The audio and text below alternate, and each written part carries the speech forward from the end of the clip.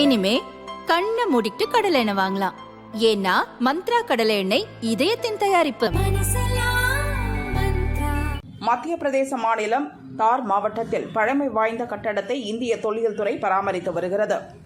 11ஆம் நூற்றாண்டைச் சேர்ந்ததாக கருதப்படும் இந்த கட்டடத்தை இந்துக்கள் போட்ஷாலா என்றும் முஸ்லிம்கள் கமால் மௌலா மசூதி என்றும் அழைக்கின்றனர்.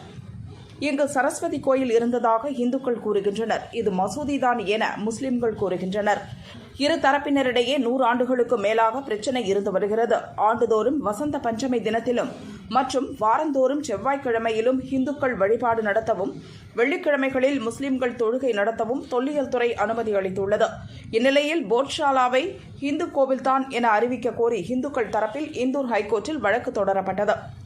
இவ்வழக்கை விசாரித்த கோர்ட் சர்ச்சைக்குரிய இடத்தில் தொல்லியல் துறை ஆய்வு நடத்த உத்தரவிட்டுள்ளது.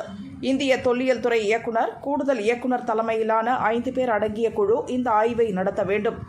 ஆய்வின் போது இந்து முஸ்லிம்கள் தரப்பில் தலா 2 இருக்க வேண்டும். கட்டடத்தின் உள்ளே, வெளியே மற்றும் மேல் பகுதி, அடிப்பகுதிகளிலும் ஆய்வு செய்ய வேண்டும். கட்டட சுவர்கள், சிற்பங்களின் வயதை கண்டறியும் அறிவியல் பூர்வமான சோதனையையும் செய்ய வேண்டும். GPR, GPS முறையிலும் ஆய்வு நடத்த வேண்டும். ஆய்வு நடத்தப்படுவதை வீடியோ பதிவு செய்து உரிய ஆவணங்களுடன் 6 வாரங்களுக்குள் கோர்ட்டில் அறிக்கை தாக்கல் செய்ய வேண்டும் என ஹைகோர்ட் உத்தரவிட்டுள்ளது. தொல்லியல் துறை ஆய்வுகளின் அடிப்படையில் உத்தரப்பிரதேச மாநிலம் ஞானவாபியில் கோயில் மீதுதான் மசூதி எழுப்பப்பட்டது என அலகாபாத் ஹைகோர்ட் தீர்ப்பளித்த நிலையில் தற்போது மத்திய பிரதேசத்திலும் அதேபோல ஒரு வழக்கு பரபரப்பை ஏற்படுத்தியுள்ளது.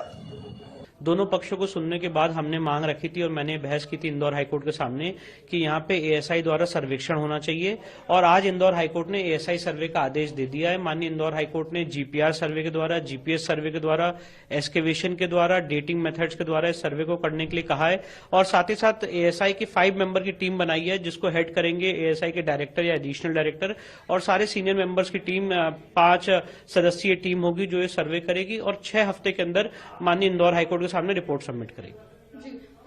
ज्ञान व्यापी का सर्वे ओवर हो चुका है और ज्ञान व्यापी के सर्वे की रिपोर्ट ऑनरेबल इस समय डिस्ट्रिक्ट कोर्ट के सामने फाइल हो चुकी है और ये एक सेपरेट प्रोसीडिंग है जो इंदौर हाईकोर्ट में हमने रिट पिटीशन के माध्यम से फाइल की थी और सेक्शन 16 के तहत ASI एक्ट 1958 के सेक्शन 16 के तहत धार्मिक स्वरूप तय करने के लिए सर्वे का आदेश दिया गया है.